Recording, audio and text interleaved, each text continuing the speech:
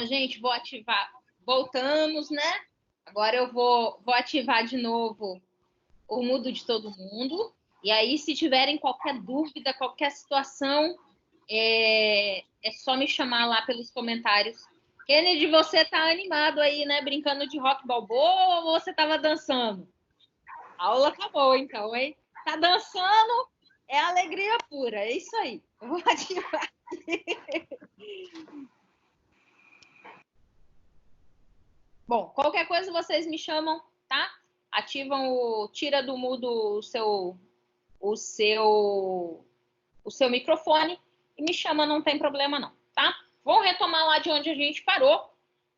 A gente falava no final do nosso primeiro tempo da lei do Código Civil e dessa lei de introdução às normas do direito brasileiro. Então, a lei de introdução às normas do direito brasileiro no Código Civil de 2016 chamava-se Lei de Introdução ao Código Civil. E aí se viu por bem, no novo Código de 2002, alterar o nome, a nomenclatura dessa legislação, porque, afinal de contas, não se trata tão somente de lei de introdução ao Código Civil. A gente vai ver à frente que, quando se fala de lei de introdução às normas do direito brasileiro, por que isso? Porque é a lei das leis, né? Ela que vai padronizar algumas situações em relação às demais leis, né? Então, de noções gerais, a lei de introdução ao Código Civil foi-se um decreto-lei em 42, né? E aí, com o Código de 2002, muda-se a nomenclatura, mas a base dessa legislação ela é a mesma, né? A característica dela, também assim como qualquer outra legislação, é um conjunto de normas. No caso da lei de introdução ao direito brasileiro, é um conjunto de normas sobre normas, né? Então, nada mais é do que normas para reger outras normas. A lei de introdução ao estudo do direito, lei de introdução ao estudo do direito, fala sério, né? Já fiquei maluca. Lei de introdução ao direito brasileiro nada mais é do que normas para reger a legislação de outras normas. Então, é lei das leis, e é o que alguns doutrinadores vai dizer que se trata de uma norma de sobredireito, está acima do direito, tá? Ela é aplicada a todos os ramos do direito, por isso que se viu na necessidade de trocar a nomenclatura de lei de introdução ao Código Civil, porque ela não está adstrita tão somente ao direito civil, mas a todos os ramos do direito, tá?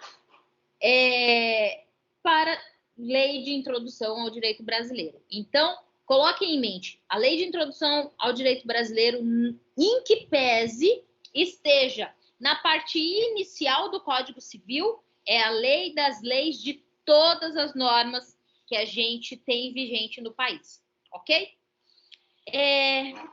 Pois bem, o conteúdo dessa lei de introdução ao direito brasileiro, ele vem desde vigência e eficácia das normas jurídicas, o conflito das leis, né? Se eu tenho duas legislações no tempo, ou seja, eu tenho uma lei que já está em vigor, Código Civil de 1916. Ele estava vigendo, estava em vigor, e aí cria-se um novo Código Civil, o Código Civil de 2002. Pois bem, o fato só de instituir essa nova legislação, o Código Civil de 2002, não quer dizer que o Código de 16 deixou de bate-pronto de valer, né? Essas coisas não acontecem assim.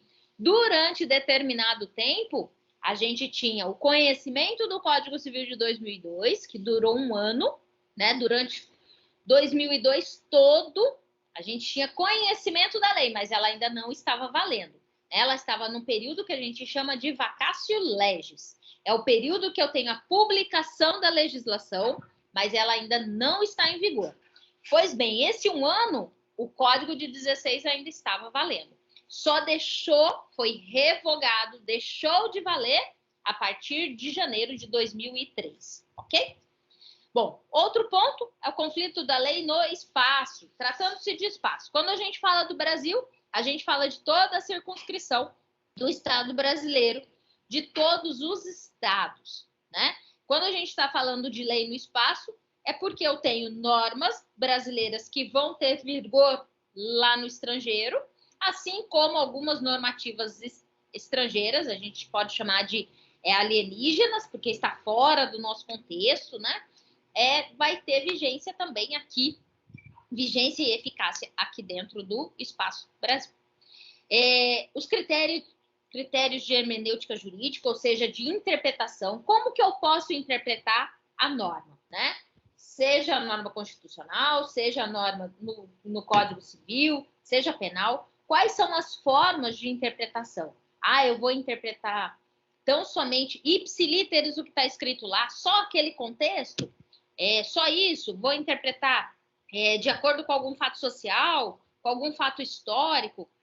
De acordo com os critérios de interpretação, a gente pode ter uma visão diferenciada dessa norma, né? Além da interpretação, a gente tem os critérios de integração do ordenamento jurídico. Então, uma vez que essa norma está vigente, está eficaz, né, diante do nosso ordenamento, como que eu vou integrar essa norma, né? Como que eu vou fazer o entrelace aqui, tanto do direito civil como o direito processual civil, e assim por diante. Então, dentro da norma de introdução ao direito brasileiro que a gente vai ver essas regras, né? E outro ponto, as normas de direito internacional público e de direito internacional privado. O que vocês têm que ter em mente? Direito internacional público, ele está voltado para o Estado, né? Principalmente em decorrência da soberania do Estado, do exercício dessa soberania, seja pelo presidente da República, que é detentor deste poder outorgado da nossa soberania, fora do Estado brasileiro, assim como direito internacional privado. E o que vem ser esse direito internacional privado? Ele vai estar adstrito, vai estar relacionado às relações, principalmente importação e exportação, né? E aí, tratando-se de importação e exportação, por que é privado? Porque é entre as partes. Só aqueles que estão relacionados a isso. No caso do Estado do Mato Grosso, quando a gente pensa em direito internacional privado, né? A gente vai trabalhar com as commodities, soja, venda de soja, exportação da soja. Isso é do seu interesse? Não, se você não for agricultor, não plantar soja, que importa o valor da soja aqui ou do bushel, que é na Bolsa de Nova York? Para você vai interessar? Não. Mas ao direito internacional privado interessa. Porque é a relação, é a bilateralidade dessa relação particular entre alguém do Estado brasileiro com alguém lá de um outro país soberano, né? Então, se a gente pensar em termos de commodities, o maior comprador das nossas commodities, o maior comprador da nossa soja é a China, algumas empresas da China. Então, o direito internacional privado vai tratar dessas relações entre aqueles que estão exportando e aquelas empresas que estão importando a nossa commodity. Bom, vamos começar falando dessa lei de introdução ao direito brasileiro, da validade, vigência e eficácia da lei. Quando a gente fala de validade, nós temos a ideia de conformidade e legalidade. Tá? Para que essa legislação que foi criada, essa nova norma que foi criada, para que ela produza qualquer efeito jurídico diante da sociedade, primeiro ponto dela, ela precisa ter sido produzida por uma autoridade legítima, competente e tem que ter respeito aos trâmites legais pré-estabelecidos. Vamos por parte. Quando a gente fala em autoridade legítima, legítimo é aquele que detém o poder e o exercício para elaborar a legislação. No caso do Brasil, o primeiro a exercer esse poder, que são legítimos para o exercício de criação da norma são os deputados. Isso está lá na Constituição e cabe aos deputados o exercício para a elaboração da norma, tá? Então, a própria Constituição os coloca. E por que os deputados, Karina? Porque os deputados, lá na Câmara dos Deputados, são eles os representantes do povo. Todo poder emana do povo. Está lá no artigo 1º da Constituição Federal. E o povo, né, esse poder é exercido pelos deputados. Então, os deputados, sim, são legítimos para elaboração das leis. Assim, gente, como os vereadores no município, tá? Cabe aos vereadores no município e os deputados estaduais em termos de estado. Bom, competente. O que é ser competente? Competente aqui não é no sentido de competente que a gente... essa pessoa é competente. Aqui, competente é no sentido de ter atribuição, né? Então, o deputado, uma das suas atribuições, né, da sua função lá na Câmara dos Deputados, é a elaboração das leis, tá? Então, aqui, entendam, senhores, enquanto competente é a função, é o exercício da atividade diante do cargo que ele exerce, tá? E outro, por que eu tenho que respeitar os trâmites legais? Porque a Constituição, assim como a Lei de Introdução ao Direito Brasileiro, estabeleceu regras para a criação de uma legislação. Então, se a gente pensar, agora com esse isolamento social, há uma possibilidade de adiar a eleição, né? Adiar as eleições lá de outubro. Gente, é o seguinte, adiar as eleições obrigatoriamente, a gente precisa ter uma alteração na Constituição. Essa alteração na Constituição, no direito, a gente chama de emenda constitucional. A gente só altera a Constituição por intermédio de uma emenda. E a emenda constitucional, vocês vão aprender isso em direito constitucional, tá? Em processo legislativo. Mas já vou abrir o parênteses até para eu explicar. Como que eu vou fazer essa emenda?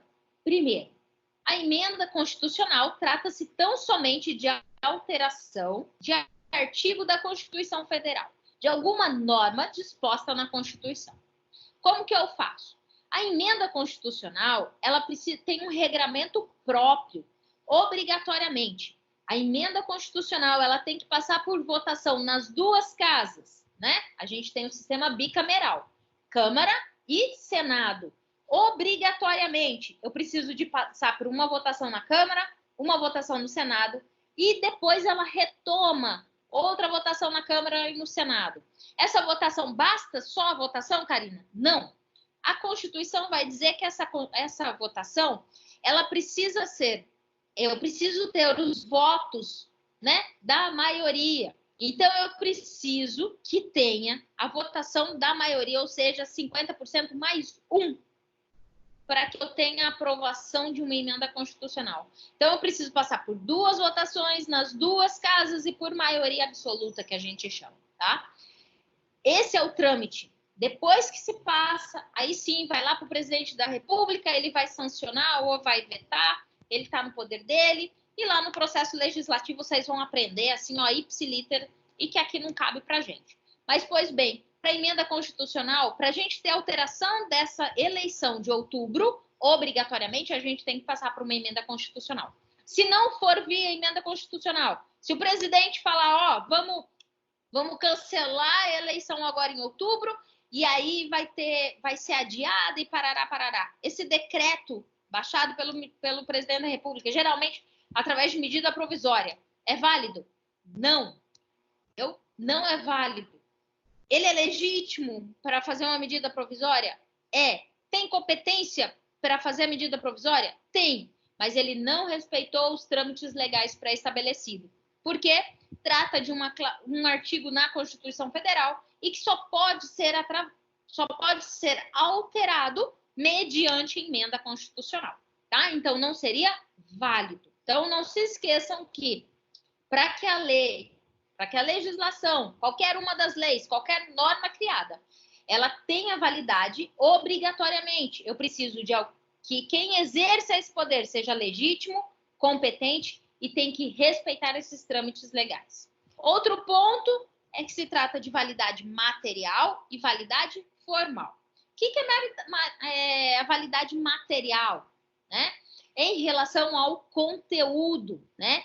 Esse conteúdo regulado dessa norma, ele não pode ser defeso por qualquer legislação ou constituição. O que é ser defeso? Proibido, tá? Se ele for proibido por qualquer uma outra legislação, ele não vai ter validade material. Quer ver um exemplo? Jogo do bicho, né? Jogo do bicho aqui em Cuiabá era muito corriqueiro. Gente, toda esquina tinha uma banquinha de jogo do bicho. Mas eu posso regularizar o jogo do bicho? Uma norma? Não, gente, porque a própria Constituição proíbe. Então, eu não teria, ainda que se fizesse essa norma, ainda que fosse legítimo, competente, respeitar os trâmites da lei para a criação de regular do jogo do bicho, eu não teria validade material, porque é proibido pela própria Constituição, tá? Então, o conteúdo dessa norma, ele tem que ser válido no sentido de não haver nenhuma outra norma proibindo, né? Validade formal. E a forma, né? Ou seja, quando a gente fala de material, nós estamos falando do conteúdo, da matéria, né? Então, liga lá. Validade material com a matéria, o conteúdo que está na norma. E a validade formal é a formalidade, é o exercício para a elaboração dessa legislação. Então, entra-se lá naquela... Aqui, ó, em relação às normas, como elas devem ser produzidas. Então, eu tenho que ter, ó, a competência de quem elaborou, principalmente, e se observou esses trâmites legais. Se fez isso, né, se o conteúdo, ó, não está defeso pela legislação, não é proibido pela legislação, e se quem formalizou a legislação era competente, era legítimo e obedeceu o trâmite, ó, essa norma tem validade. Mas ela já está em vigor? Não, tá? A norma ela precisa passar por esses trâmites para que ela tenha validade. Mas a partir da validade eu já tenho, ela já está no nosso cenário, eu já devo obediência a essa legislação? Não, não, tá? Ela é válida, mas ela não é eficaz. Ela não exerce o seu poder coercitivo. Então, dessa feita, o que é vigência? O que é vigir? O que é ter a eficácia? Quando a gente fala em vigência, é o tempo, né? Ele vai se referir aí o intervalo em que a norma jurídica ela está legalmente autorizada, ou seja, ela é válida até o tempo dela iniciar a produção de efeitos. A gente chama de critério temporal. Por que temporal? Porque trata de um lapso temporal.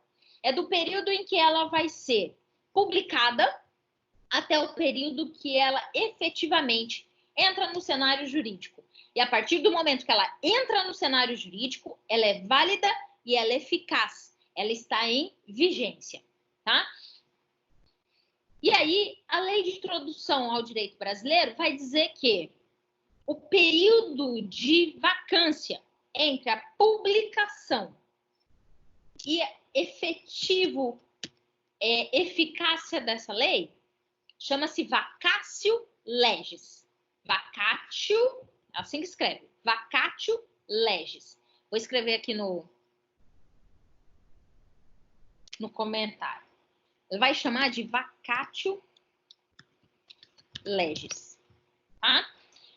Enviei aí para vocês no comentário. Esse período de vacatio legis é o período em que eu publico a legislação e o período que ela vai efetivamente ter eficiência, vai exercer o seu poder coercitivo, a sua obrigatoriedade de cumprimento, tá? Em regra, esse período é de 45 dias, tá? Publiquei a norma, o período é de 45 dias para que ela entre em vigor. No caso de estados estrangeiros, uma vez publicada, ela vai entrar em vigor 3 meses, tá?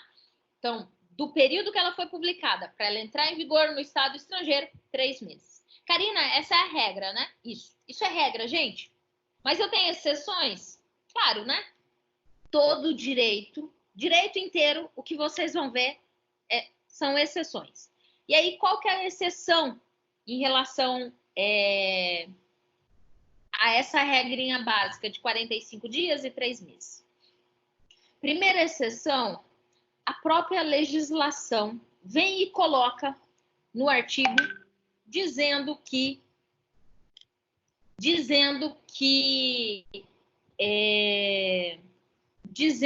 outro prazo, dando outro prazo à legislação.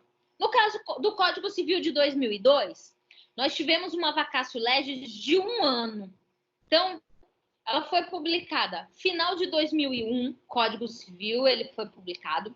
Passou o ano de 2002 inteiro de vacatio legis, que foi um período de conhecimento da legislação, até porque a gente não pode alegar o desconhecimento da lei, né? E aí ela só entrou em vigência, só efetivamente mudou-se toda a legislação do Código Civil a partir de janeiro de 2003, tá?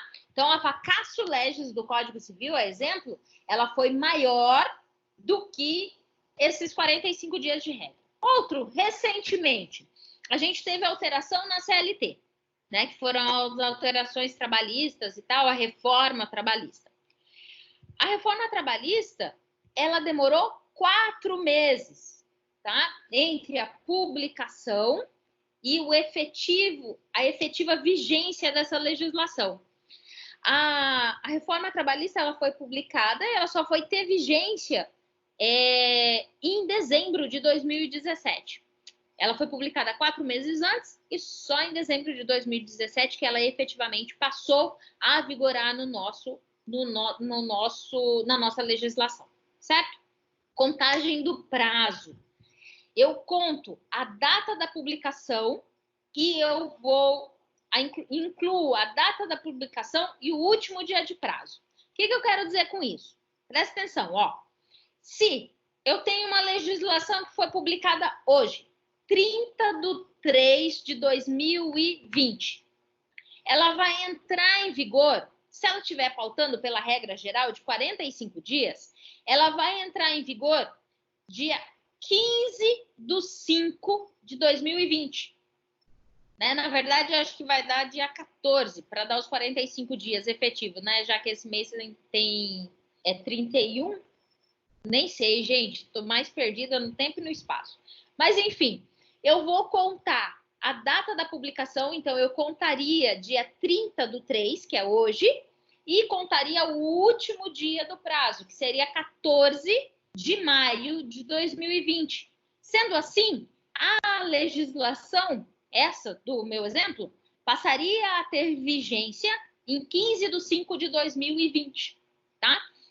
E aí, a partir passado esse lapso temporal, essa vacatio legis, passado isso, ela vai ter validade e vai ter vigência, ok?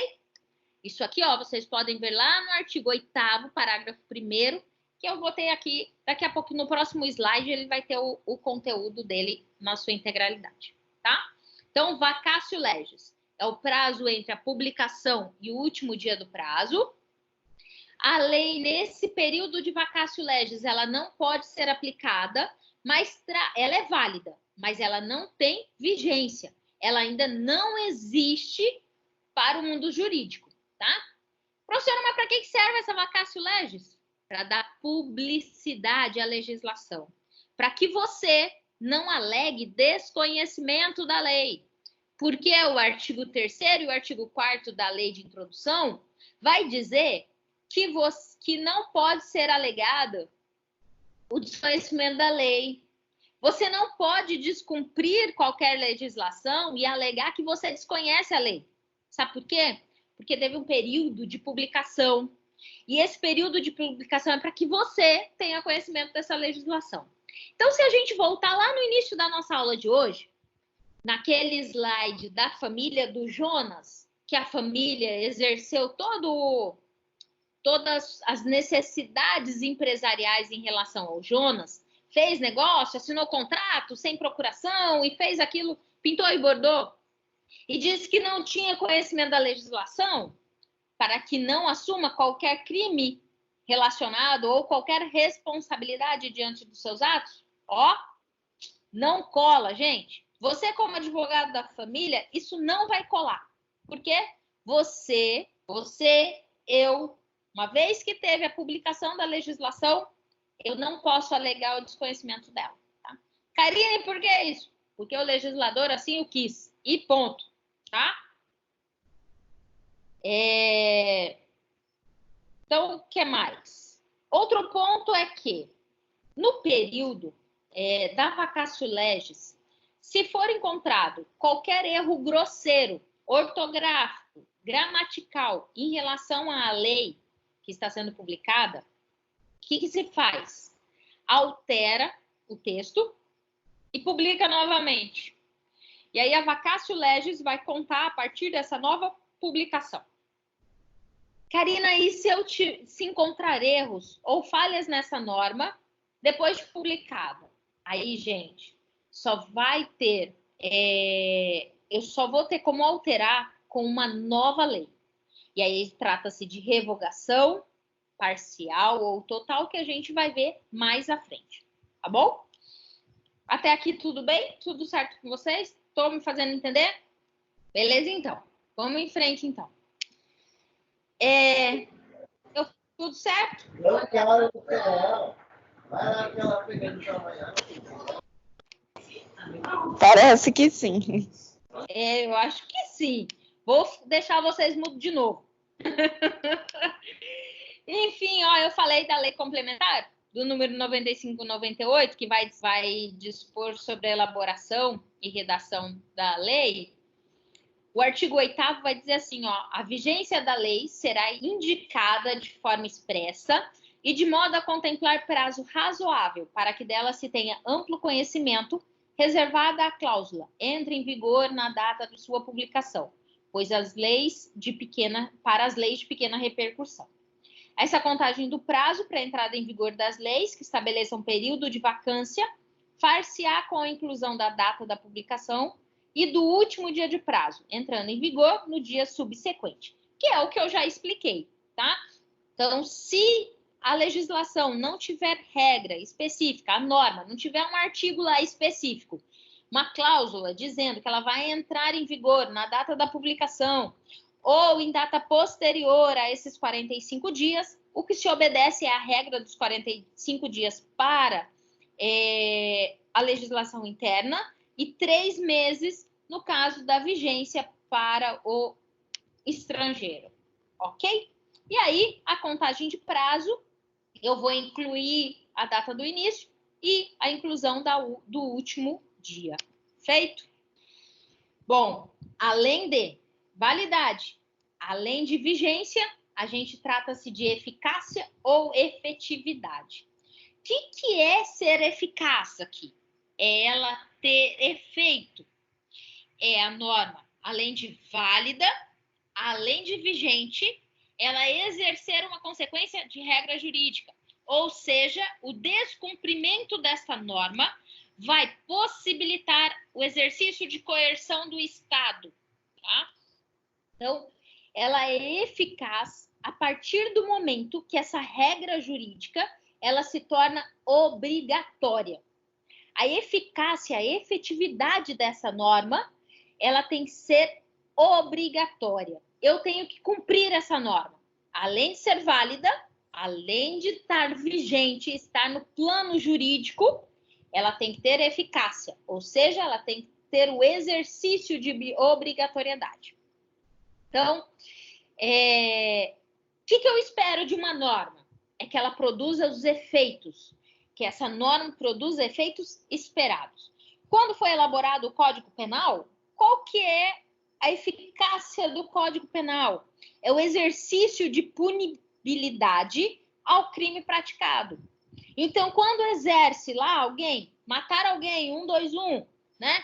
Ou, por exemplo, causa o furto, que é um dos 55, artigo 155, 157, o roubo, né? O roubo exerce com coação, estelionato, qualquer um dos crimes lá. A partir do momento que você descumpriu a norma, cabe ao Estado exercer o seu poder coercitivo, qual seja, condená-lo e te prender, né? Então, se essa norma, ela produz o efeito esperado, ela tem eficácia, ela tem efetividade. Professor, aí para o lado do civil, né? Vamos pensar aqui, ó, fácil. Alguém abarroou o seu carro, né? Abarroar nada mais é do que bater no carro, né? É o verbo para isso. A gente não usa muito, né? Mas enfim, bater o carro. Vamos usar de forma coloquial para vocês entenderem que é mais fácil. Juridiquês tem hora que é ó, não sabe. E aí, bateu o carro, estragou seu carro e o cara que bateu não quer pagar. Não, ó, vazou. E aí, o que você faz? Você entra com uma ação, né? Para restituição dos danos materiais e, dependendo da situação, também danos morais, né? Então, o exercício do direito civil para restituição desses seus danos está lá no artigo 186, 927 do Código Civil. Vocês vão estudar quando falar de responsabilidade civil. Lá nesses artigos vai dizer que aquele que cometeu o ato ilícito cabe o dever de restituir ou de indenizar. Assim que fala o artigo, mais ou menos isso, tá? Então, se você incorreu em um desses artigos, cabe a você o dever de indenizar. Aquele que bateu no seu carro e causou dano, ele tem dever de indenizar. Se a culpa não foi sua, se a culpa foi dele, é claro, né? Se o exercício dessa culpa foi daquele que bateu no carro, ele tem que indenizar. Então, o Código Civil nesse ponto, ele é válido, ele é vigente, está em vigência, né? A gente não tem um novo Código Civil e ele é eficaz. Por quê? O descumprimento do artigo 186 do Código Civil faz com que você pague o dano, né, no carro daquele que você bateu. E aí, essa validade, tá bom, Karina, mas e aí, ela é eficaz? E o que é essa eficácia? É a aplicação dessa norma no cunho social. Vocês, no decorrer do curso, vão ouvir algum professor falando assim, ó, essa norma é uma norma em branco, ou essa norma não pegou. No decorrer, vocês vão ouvir isso do curso. Ah, essa norma não pega, essa norma não pega. Sabe o que é isso? De forma coloquial assim, quando a gente fala, essa norma não pega, ela não tem aplicabilidade, não tem obrigatoriedade, não tem eficácia. Ninguém cumpre essa norma. Quer ver um exemplo? Logo no início, lá no Código de Trânsito, que colocou que a gente tinha obrigatoriedade de usar o cinto de segurança. Logo no início. Mas só falava, ó, tem que usar o cinto de segurança. Você tinha multa para isso? Não. Você usava? Não. Pergunta para os seus avós. Se usava cinto de segurança? Usava nada. Entendeu?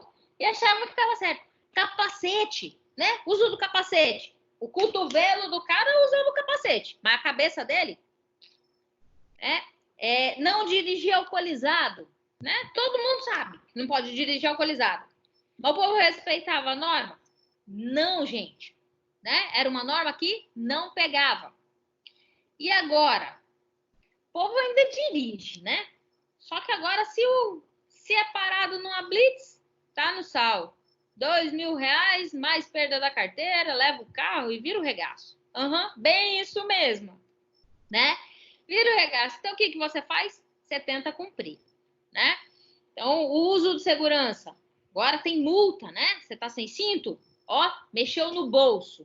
E aí, essa lei passou a ter eficácia. Hoje, as pessoas cumprem porque ela tem eficácia social. Porque eu tenho uma coerção, eu tenho uma obrigatoriedade. Não dorme não, Kennedy. Eu tenho uma obrigatoriedade no cumprimento, né? Se eu não cumprir, eu vou, ó, desembolsar o din-din. O din-din da sua cerveja lá, porque você ficou sem cinto, você vai deixar, né? Então, é melhor usar o cinto e você vai ter a cervejinha do final de semana. Enfim.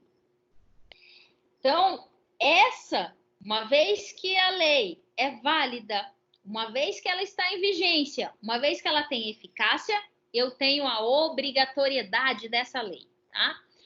E aí, essa obrigatoriedade é o que fala, ó, que a lei ela é positiva e trata-se do princípio de inexcusabilidade da ignorância da lei. Desculpa aqui que tá leu, ó, depois eu corrijo, tá bom? Da ignorância dessa lei. Então, ninguém pode se excusar de cumprir a lei, alegando que não a conhece. Então, a família do Jonas lá, do nosso personagem, não pode alegar que desconhecia a legislação e, por isso, descumpriu, né, toda e qualquer possibilidade do Código Civil, atuando em nome do Jonas, né? Alguém querendo assumir o controle. Quando se fala dessa obrigatoriedade, o que você tem que ter em mente é uma ficção jurídica, né, gente? É claro que essa obrigatoriedade cabe a você exercê-la. Se você não exercer, efetivamente, você vai ter uma coerção do Estado nesse sentido, né? E essa obrigatoriedade, qual que é o intuito dela? Qual que é o objetivo, né? Ela vai visar garantir a eficácia global dessa ordem jurídica, ok? Até aqui tudo bem? Faz um joinha aí, os dois estão aparecendo. E aí vai ser pelos demais. Aqui, né, o artigo 3º, que é ninguém se excusa de cumprir a lei, alegando que não a conhece, né? Então, eu não posso alegar que eu desconheço a legislação, ok?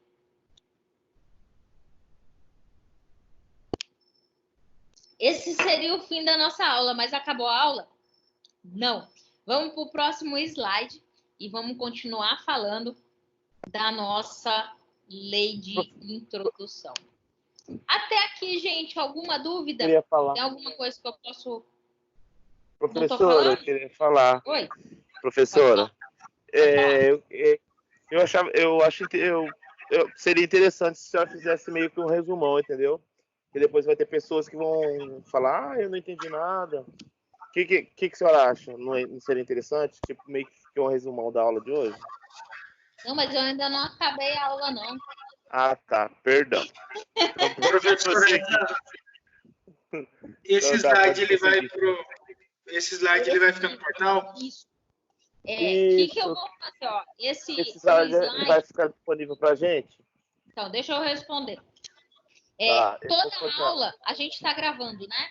Então, tudo que está aparecendo aqui vai aparecer para vocês lá no AVA, tá? A aula inteira vai estar lá.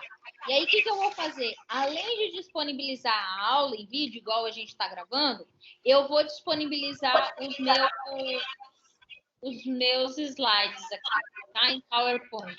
Aí vocês vão ter os slides, sem a minha voz, nem nada e tal. E vocês vão ter o vídeo aula, ok? Ok. Então tá. Vou silenciar aí para a gente continuar, que eu tenho ainda meia hora, e aí para ver quando que a gente termina. Feito? Vamos lá. Vou silenciar o 6. Professor. Tá engraçado, né? Deixar todo mundo quietinho. Mas enfim, vamos lá. Aqui, a gente ainda continua com a lei de introdução. E neste ponto, a gente vai falar da sistemática na lei de introdução ao direito brasileiro em relação à revogação, à antinomia e repristinação. Vamos começar com revogação. Quando a gente fala em revogar, é porque eu tenho uma legislação entrando em vigor, às vezes, anterior à entrada dessa legislação, eu tenho uma outra norma falando da mesma matéria. Então, quando eu revogo, É porque eu estou dizendo que todas aquelas legislações que estão anteriores àquela que está entrando em vigor, elas deixam de ter eficácia, de ter vigência no plano jurídico. Então, só um exemplo. Código de 1916. Ele teve vigência até final de 2002. Quando chegou em 2003, o Código Civil de 2002, ele passa a vigorar. E aí, lá no Código Civil de 2002, ele falava assim, ó, a lei anterior está revogada. E ele determinou quais eram os artigos que ainda permaneceriam em vigor, tá?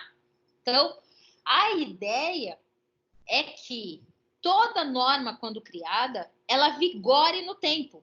Ela não tem um prazo definido de vigência, tá? Em regra, a lei ela vai estar vigente, ela vai estar válida, ela vai estar eficaz, desde que outra venha, uma nova lei, venha e modifique isso. Fale de um mesmo assunto em relação de uma forma diferente, em relação àquela matéria, tá? Qual que é a exceção disso? Leis temporárias. As leis temporárias, vocês vão ver em constitucional, as leis temporárias, elas são instituídas por um lapso curto de tempo. Exemplo do que a gente está hoje. Foi decretado pelo Congresso que nós estamos em estado de calamidade pública. Então, neste período, a gente tem algumas instituições de decretos, de legislações, em decorrência deste período. A partir do momento que é decretado que não estamos mais nesse período de calamidade pública, a gente tem uma alteração. Essas leis que foram criadas nesse período, elas deixam de ter vigência, deixam de ter eficácia, tá? Isso são leis temporárias, ou seja, por um espaço curto de tempo. Se tivesse estado de sítio, que é outro ponto que vocês vão estudar em direito constitucional, eu também tenho instituições normativas naquele período. E só vai ter vigência, só vai ter eficácia naquele período, ok? Então, revogar, o ato de revogar, isso vocês vão ouvir, gente, o curso inteiro, tá? Em todas as matérias. O ato de revogar, o que é revogar? É tornar uma norma sem efeito, retirar a obrigatoriedade daquela norma. Então, aquela norma, ela está lá feita, mas ela não tem eficácia, não tem obrigatoriedade, ela não é efetiva, ela não está mais vigente. Ela está no mundo jurídico, Karina? Tá, mas ela não tem obrigatoriedade. Eu não preciso cumprir aquela norma. Por quê? Para o mundo jurídico, ela deixa de ter obrigatoriedade, tá? Eu não tenho mais o poder de coerção em relação àquela norma. Você cumprindo ou descumprindo aquela norma, para o Estado, ó, pouco importa. Ele não tem o exercício de coerção, ok? Qual que é a característica de revogação? Somente uma lei pode revogar outra lei, tá? Eu só posso ter a revogação de uma lei por uma nova lei. A lei revogadora, aquela que nova, aquela que está entrando no âmbito jurídico, ela tem que ser de hierarquia igual ou superior à lei revogada. Então, vocês vão aprender lá em Introdução ao Estudo do Direito, todo professor vai fazer menção à pirâmide de Kelsen. O que é a pirâmide de Kelsen? Trata-se da hierarquia da lei. A ponta lá da pirâmide, lei constitucional, a Constituição. Toda e qualquer lei que seja criada deve obediência à Constituição Federal. Ela deve estar de acordo com a norma constitucional, seja ela lei complementar, lei ordinária, medida provisória, qualquer legislação que esteja abaixo da Constituição deve obediência à Constituição, ok? Ou seja, eu não posso alterar a Constituição por lei complementar, lei ordinária. Não há que se falar em qualquer uma legislação para alterar a Constituição. Para eu alterar a Constituição, eu já falei de forma em momento pretérito, que Constituição, ela só vai ser alterada por emenda constitucional, que nada mais é de uma norma no mesmo patamar da Constituição, de mesma hierarquia. Feito? Em regra, eu falei que a lei ela vai vigorar por tempo indeterminado, eu não tenho um lapso específico, né? E só vai perder essa eficácia por uma lei posterior, ulterior, né? Uma lei nova que vai modificar o conteúdo ou vai lhe revogar, né? No caso das leis excepcionais ou temporárias. Feito? Aí a revogação, a gente tem formas de revogação. Toda e qualquer sistemática eu vou revogar? Não, a revogação ela pode ser expressa ou direta. Na revogação expressa, a própria lei nova vai dizer na cláusula assim, ó, os artigos tais da lei anterior estão revogados. Revoga-se a lei número tal, e aí vão revogar na íntegra, tá? Então, a revogação expressa é porque ela vem escrita, uma cláusula lá num artigo da nova legislação, quais são os artigos ou o que ela está revogando. Essa revogação pode ser tácita, ou a gente chama de indireta. O que acontece? A legislação nova aqui é incompatível com a anterior. A legislação anterior, vamos dar um exemplo bem esdrúxulo. A legislação anterior vai e autoriza o jogo do bicho. Tá? Eu tenho uma legislação hoje, e conforme com a Constituição, vamos pensar assim, que autoriza o jogo do bicho. Aí, numa legislação nova, uma emenda constitucional, vai e diz lá na Constituição, ó, jogo do bicho é proibido. E aí eu tenho uma nova lei, além da Constituição, que vai dizer, ó, proíbe-se o jogo do bicho, parará, parará. Ou seja, essa legislação nova, ela está divergente. Ela vai, ó, de encontro à lei anterior. Indo de encontro, o que vai estar válido? A nova lei. Tá? Essa nova lei vai fazer a revogação tácita. O que é revogação tácita? Eu não preciso, não está escrito lá na lei. Mas como ela vai de encontro à lei anterior, uma permitia, agora ela proíbe, essa lei que proíbe, ela que vai estar válida. E eu revogo aquela que permitia. A partir daquele momento que entrou em vigência a lei que proíbe o jogo do bicho, o que era para trás não está mais válido, tá? Então, e outro ponto é o que a gente chama de revogação global. A lei revogadora, ela vai disciplinar inteiramente a matéria disciplinada na lei antiga. Então, eu tenho uma lei nova disciplinando tudo o que está lá na lei antiga e, às vezes, ela disciplina um pouquinho mais. Ela vai falar um pouquinho mais em relação a isso. Então, ó, formas de revogação, ela pode ser expressa, pode ser tácita ou pode ser revogação global. Os professores da UNB vão dizer que a revogação global nada mais é do que um critério de revogação tácita. Tá? Então, fala, liga seu microfone. Isso. Elker.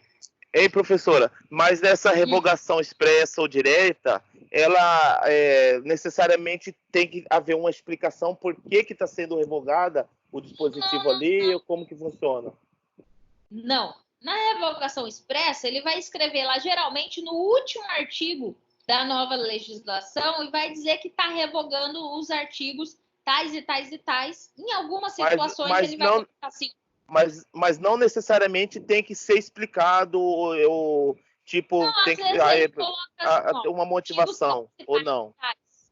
Vai falar assim, ó, os artigos tais e tais da legislação tal está revogado por incompatibilidade com essa norma. Ele pode colocar, tá? Mas não não tem essa obrigatoriedade de explicar. Não, ele só tem que revogar. Até porque, assim, geralmente quando ele faz, são artigos que falam tem a mesma ideia ali em relação àquilo que está explicitando aquela nova legislação. Feito? Expliquei? Vamos lá, vamos continuar lá. E agora, vamos esperar abrir agora. Eu saí da tela do PowerPoint.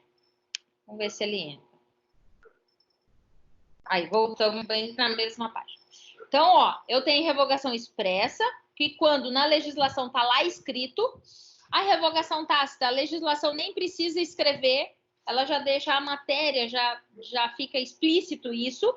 E a revogação global é o que os professores da UNB vão dizer, é que essa revogação global é a mesma coisa do que a gente tem de revogação tácita, tá? Ou seja, aquela matéria que está disciplinada na legislação nova é incorrência da matéria que estava lá já na legislação antiga.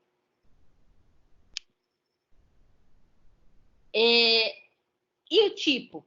Em relação a essa revogação, eu tenho dois pontos, né, duas formas de revogar. E é que a gente vai chamar quanto à extensão. Ela pode ser abrogação ou pode ser derrogação. É chato esses nomes, né? É coisa do direito, gente. Então, assim, ó, abrogação.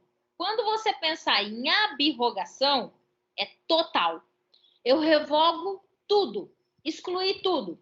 Então, quando eu tenho uma revogação tácita, por exemplo, em que a nova norma ela vai de encontro à anterior, né? Eu posso ter aqui uma abrogação total. Aquela norma anterior, ó, ela foi toda revogada. Nada dela presta. Não quero mais nada dela, tá? O Código Civil de 16, a sua base, ela teve-se uma... É que no Código de 16 eu não posso falar tanto porque a gente teve uma derrogação. Mas quando o que vocês têm que ter em mente é assim, ó, a abrogação total, aquela lei anterior não existe mais, tá? O que vai tratar agora é tão somente a nova. E na derrogação, derrogar é parcial, só parte, tá? Parte da lei anterior eu revoguei. O restante está válido, tá? Código de 16 com Código de 2002. A primeira parte do que a gente tinha como direito comercial no Código de 16, ela foi derrogada, ou seja, foi revogada. Foi revogada parcialmente. A segunda parte do que a gente tinha de direito comercial dentro do direito civil e que transmutou de nome para direito empresarial, ela continuou vigente, ok? Então, abrogação é total, derrogação parcial. Outro ponto é uma observação aqui, e isso vocês têm que ter claro, está lá no artigo 9º da lei complementar que a gente falou lá há pouco, tá? 95 de 98, a gente falou lá da vacatio legis, é a mesma legislação. Depois vocês leiam lá o artigo 9º, que eu acho que eu não coloquei aqui. A observação é o seguinte, essa cláusula de revogação, ela deve enumerar, em regra, ela deve enumerar os artigos que ela está revogando, ou a legislação que ela está revogando. Ela tem que deixar de forma expressa, tá? Na lei e nas disposições legais. O que ela estiver revogando. Ela precisa explicar? Não, ela não precisa explicar. Até porque se trata certamente da mesma matéria, tá? Mas ela tem que definir tudo o que ela está revogando. Isso é regra, tá? O que a gente vai ter, então, revogação expressa como regra e a revogação tácita é exceção, ok? Isso é de revogação. E antinomia, Karina? O que é antinomia? Quando a gente fala em antinomia, nada mais é quando eu tenho conflito de uma norma com outra, né? Então, eu tenho uma norma antiga e ela está em conflito com uma legislação nova. E ela não se trata de revogação, as duas estão vigentes, mas elas entram em conflito. E aí, como que se resolve? Como que eu vou solucionar um conflito entre uma lei antiga e uma lei nova? A gente tem alguns critérios, né?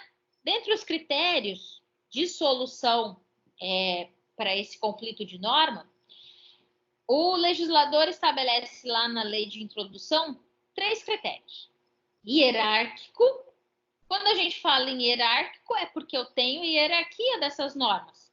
Então, a lei que está acima, ela vai ter preferência em relação àquela que está abaixo. Então, sempre a Constituição Federal, ela vai ter preferência em relação às demais legislações, tá? Porque as demais legislações estão abaixo da Constituição Federal. Então, tratando-se de conflito de normas, primeiro ponto é hierarquia.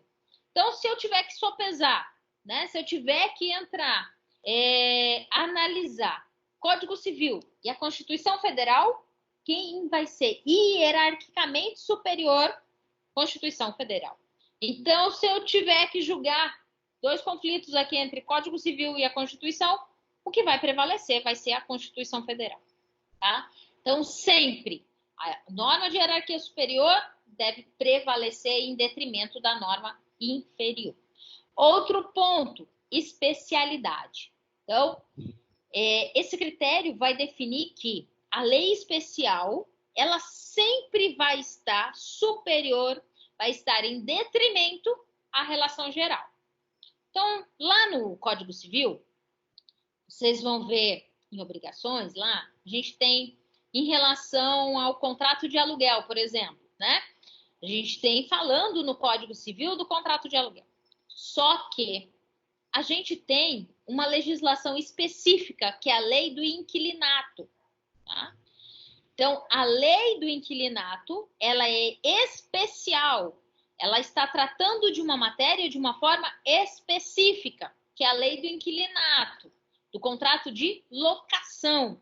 Então, a lei do inquilinato, ela vai ter preferência, ela vai prevalecer sobre o Código Civil, tá? Então, o hierárquico, a lei superior vai estar acima da lei inferior e a lei especial, na especialidade, vai estar acima da lei geral. Então, lá o Código Civil seria de forma geral e a lei especial, no caso do meu exemplo aqui, a lei do inquilinato, ela estaria acima do Código Civil. Cronológico, né? A norma que entra em vigor, posteriormente revoga a lei anterior. Então, a lei nova vai revogar a lei anterior.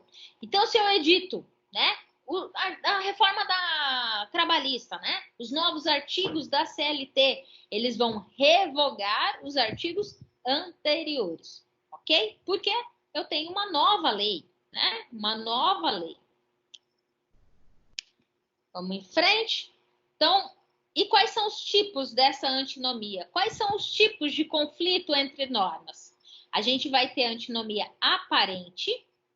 Na antinomia aparente, os critérios, tanto de hierarquia, cronologia ou especialidade, eles são suficientes para solucionar o conflito.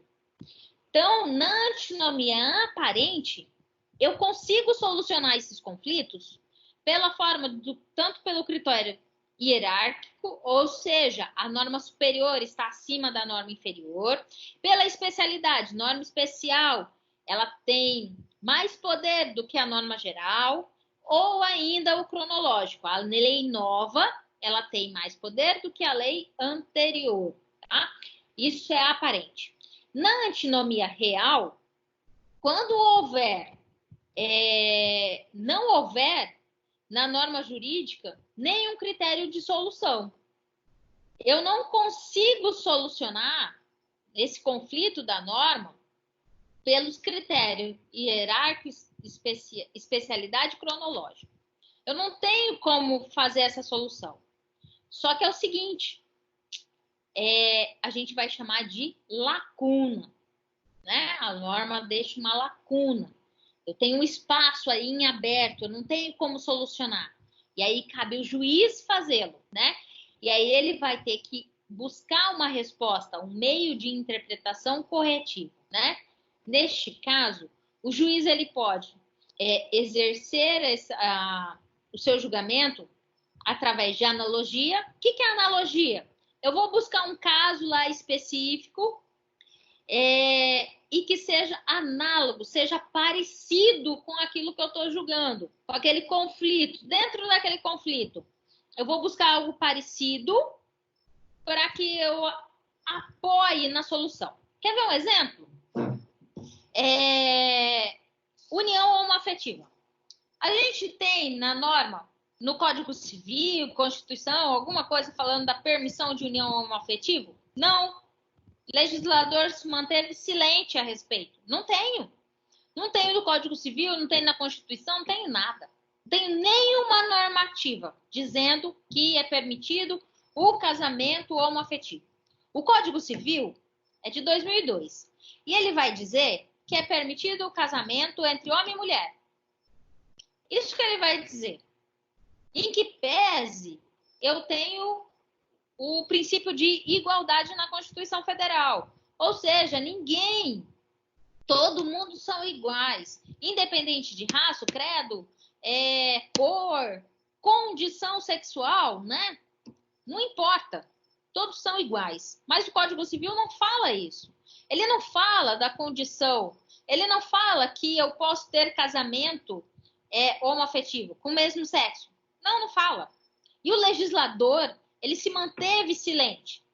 E aí, por que a gente vai chamar de ativismo judicial, o judiciário decidiu a possibilidade de. Ele o faz inicialmente pelo Conselho Nacional de Justiça, né? O Conselho Nacional de Justiça decide a possibilidade de casamento homoafetivo.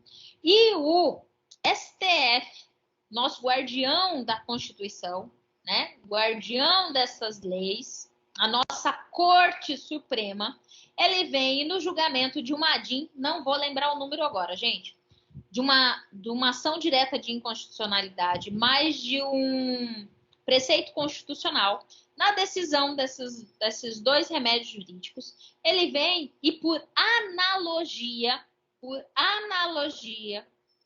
ele decide que há possibilidade do casamento homoafetivo. Tá? Então, no exercício aqui do judiciário, de ativismo... Por que ativismo judicial, Karina? Por que você usou esse termo ativismo judicial? Se vocês tiverem interesse em relação a esse tema, tem um texto do Barroso, do ministro Barroso, a respeito dele. Foi um dos textos até que caiu na minha prova de doutorado. E aí, se vocês tiverem curiosidade a respeito do tema, eu passo o texto para vocês depois. O que é esse ativismo judicial? É o exercício do judiciário, né, a decisão do judiciário, no intuito mesmo que de legislar. O Humberto Huber, que é professor de constitucional da USP, vai dizer que o judiciário está extrapolando o seu poder de julgar e vai estar exercendo o poder do legislativo, que é o de criar normas, né? Então, o ver do Conrado Mendes é de que o STF estaria legislando, né? No silêncio do próprio legislador. E no frigir dos ovos, pelos textos, você vai entender que é mais ou menos isso. É o judiciário atuando no lugar do legislador porque ele se manteve em silêncio. Mas no caso do casamento homoafetivo, haveria do judiciário ou mesmo do legislador enfrentar o trem, né? Até porque faz parte do nosso dia a dia. Enfim, mas quando o judiciário, o STF, o fez assim na ADIM, lá no preceito constitucional, ele exerceu através da analogia. Outro ponto que o juiz pode utilizar como critério, né, de solução, os princípios gerais do direito também, e outro é a equidade. O que é equidade? Igualdade, né? Tentar equalizar as coisas. E aí, através dessas formas, dessas possibilidades, se eu não me engano, está no artigo 4º da Lei de Introdução ao Direito Brasileiro, é autorizativo para que o juiz, além dos critérios quais a gente fez menção anteriormente, ele utilize esses critérios para a solução. Está acabando. Além da revogação e da antinomia, a gente tem a repristinação. Puxa, o que é isso, né? O que é repristinação? A gente vai ter a repristinação quando a lei revogada, ela não se restaura por ter uma lei revogadora, perdeu a sua vigência, tá? A lei revogada, olha só, quando uma lei nova perde sua vigência, aquela lei que foi revogada, ela não volta para o mundo jurídico. Ó, eu tenho uma lei anterior e uma lei nova. Quando a lei nova entrou em vigência, ela revogou essa aqui. Então, essa sumiu. Eu só tenho a nova, certo?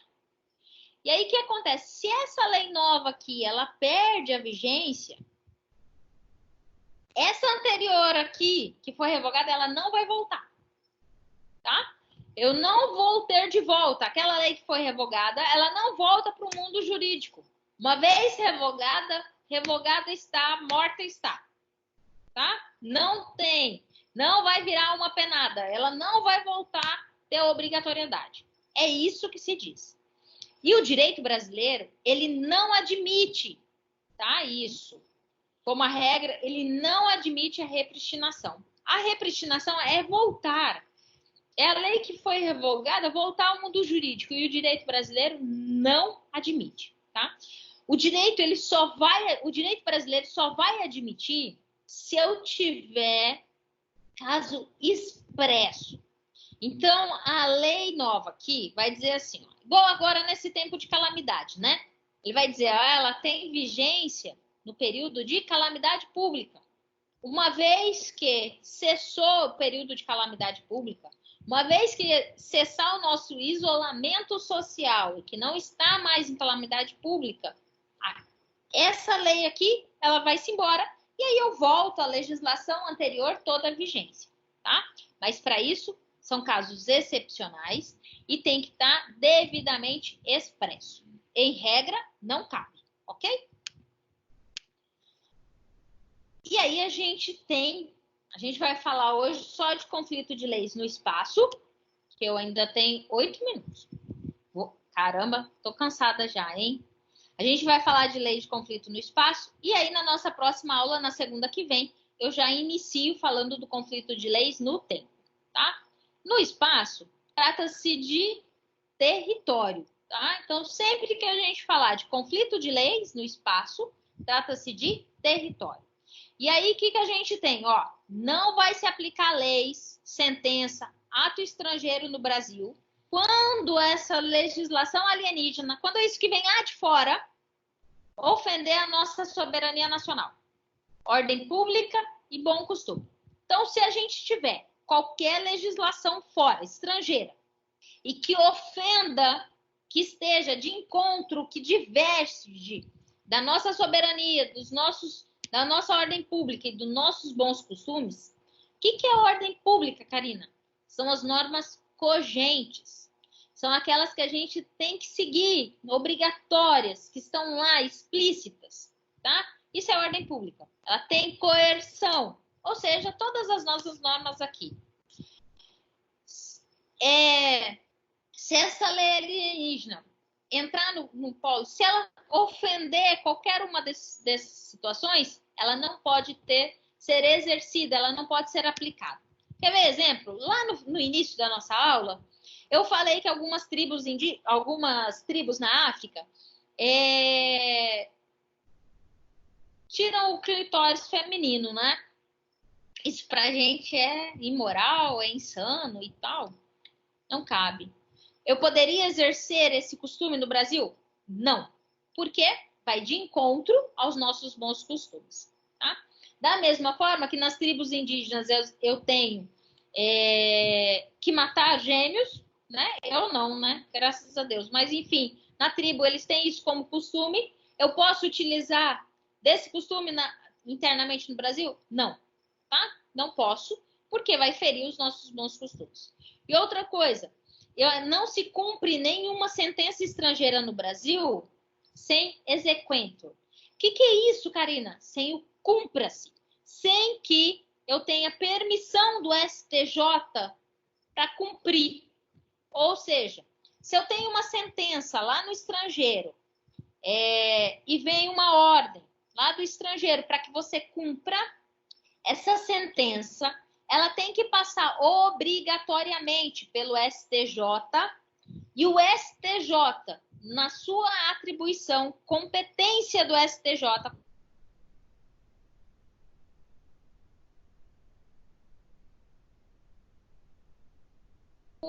é o STJ que vai dizer se você tem que cumprir ou não. É ele que vai exercer essa obrigatoriedade, essa exigência de cumprir aquela sentença. Se eu não tiver o cumpra-se emanado do STJ, está lá no artigo 105, inciso 1º, a linha I da Constituição Federal, se eu não tiver esse exercício do STJ, eu não tenho que cumprir essa sentença. Feito? Outra coisa, gente, quando se fala de território, território não se trata só daqui do território brasileiro, não, né? A gente tem outros espaços que estão além do que a gente tem de território dos estados aqui, que também trata-se de território do nosso estado. Exemplo, embaixada. Qualquer embaixada do Brasil, em qualquer lugar do mundo, na Conchinchina, no raio que o parta, lá no onde o Jonas perdeu as botas, lá na ilhazinha que o Jonas ficou, qualquer embaixada trata internamente, dentro dos muros, trata-se de território brasileiro. Então, se você está em outro país, você quer se proteger como se no Brasil assim o estivesse, é só ficar dentro de uma embaixada, tá? Que aí o que rege dentro da embaixada são as leis brasileiras, ok? Então, dentro da embaixada é território brasileiro. Outro ponto, consulado. Dentro da embaixada, dentro do consulado, é território brasileiro. Navio de guerra. Não importa onde o navio do Brasil esteja ancorado, tá? Tratando-se de navio de guerra, dentro do navio, o território é brasileiro. Navio mercante em águas territoriais. O que é navio mercante? Comércio, exportação. Dentro de águas territoriais, que no Brasil, se eu não me engano, dá 400 milhas da costa, trata-se de território brasileiro. Outro ponto, navio estrangeiro em águas territoriais, a não ser que seja de guerra, né? Mas navio estrangeiro dentro do que a gente tem de águas territoriais, dentro dessas 400 milhas náuticas, é território brasileiro. Tá? É território brasileiro. Assim como qualquer aeronave no espaço aéreo brasileiro é brasileiro. Por isso, gente, que o Brasil, ele pode, se ele tiver qualquer aviação, qualquer nave, qualquer avião de forma suspeita, né, que ele identifique lá sendo utilizado para tráfico de drogas, ele pode abater, pode derrubar. Pode derrubar, tá? Manda os caças e vai lá e derruba. Bom, porque qualquer avião no nosso espaço aéreo é nosso, ok? Então, outro sentido em regra, né? Não se esqueçam, em regra, tratando de soberania estatal, a gente tem aplicação dentro do território do Estado. Então, dentro do Estado brasileiro, não só nessa circunscrição dos estados, mas como todos os espaços que a gente acabou de relatar, a gente tem soberania estatal. A gente manda, tá? A gente manda. E cabe a aplicação da legislação brasileira.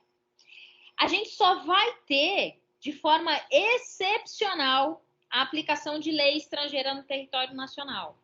Tá? Só em exceção. E são exceções bastante restritas e específicas, ok? A gente trata um pouquinho delas na próxima aula.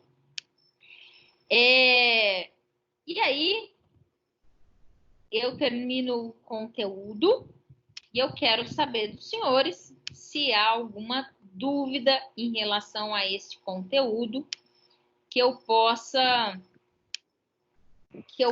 Aula maravilhosa. Professora, muito boa. Obrigada. Aula maravilhosa. Você é maravilhosa. Muito bom mesmo, deu para a gente entender. Agora só falta o slide estar lá no portal para a gente poder, Sim. eu acredito que acompanhar melhor, né? Isso. Não, perfeito. O que vai acontecer? Opa, o que vai acontecer? O Teams ele tem um período para processar e gravar a aula certinho e vai me disponibilizar o link, o vídeo, tá? E aí eu vou colocar o link lá no portal e vocês, o vídeo, vocês vão acessar pelo YouTube. Eu vou disponibilizar no YouTube, tá?